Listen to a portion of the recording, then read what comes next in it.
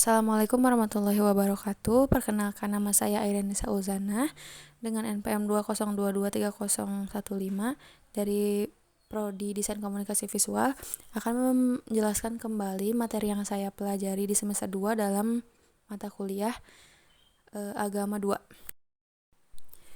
Ma'rifatur Rasul. Secara bahasa, Rasul berarti utusan. Siapa saja yang diutus pihak lain secara bahasa disebut Rasul. Dalam istilah syar'i, Rasul adalah lelaki pilihan yang diutus Allah dengan membawa risalah kepada umat manusia. Hanya hamba pilihan saja yang Allah angkat sebagai utusannya, baik berupa malaikat maupun manusia, sebagai difirmankan dalam surah Al-Hajj ayat 75.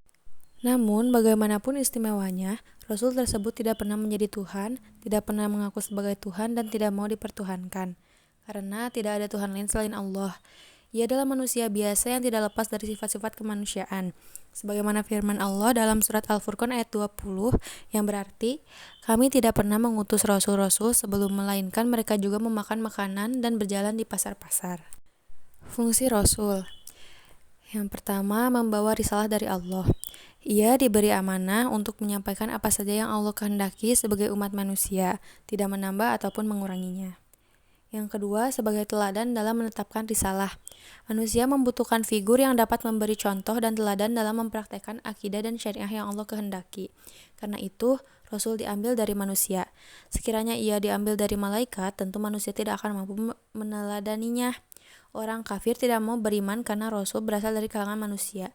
Benarkah mereka akan beriman jika Rasul berasal dari malaikat? Bahkan dapat mereka hidup tenang. Perhatikan surat Al-Isra ayat 94-95 yang artinya, dan tidak ada sesuatu yang menghalangi manusia untuk beriman tatkala datang petunjuk kepadanya, kecuali perkataan mereka, adakah Allah mengutus seorang manusia menjadi Rasul? Katakanlah, kalau seandainya ada malaikat-malaikat yang berjalan sebagai penghuni di bumi, niscaya kami turunkan dari langit kepada mereka seorang malaikat menjadi Rasul. Kenabian dan kerasulan adalah karunia Allah, diberikan kepada siapa saja di antara hamba-hambanya yang Allah kehendaki. Karena kedudukannya yang mulia itu, maka kemudian banyak manusia yang mengklaim sebagai nabi, padahal yang telah diangkat sebagai rasul saja tidak pernah memimpikannya. Agar tidak keliru dan sesat, harus dikenali tanda-tanda kerasulan itu, yaitu yang pertama, memiliki sifat-sifat asasi sebagai rasul. Dengan itu, ia layak menjadi seorang yang menerima kehormatan amanah dari Allah. Sifat-sifat itu lebih dari pada kredibilitas moral dan kemampuan intelektual, yaitu sidik yang berarti jujur, amanah, tablik yang berarti menyampaikan, fatona yang berarti pintar. Di samping itu, sifat-sifat pendukung lain. Yang kedua, mendapatkan mukjizat, yaitu hal luar biasa yang Allah tujukan kepada umat manusia melalui dirinya. Mukjizat ini tidak diminta dan tidak dipelajari. Mukjizat terjadi atas kehendak Allah untuk menunjukkan kekuasaan Allah dan kebenaran ajarannya. Yang ketiga, ada bisyarah, yaitu berita akan kedatangannya yang disampaikan oleh nabi-nabi sebelumnya di dalam kitab suci mereka.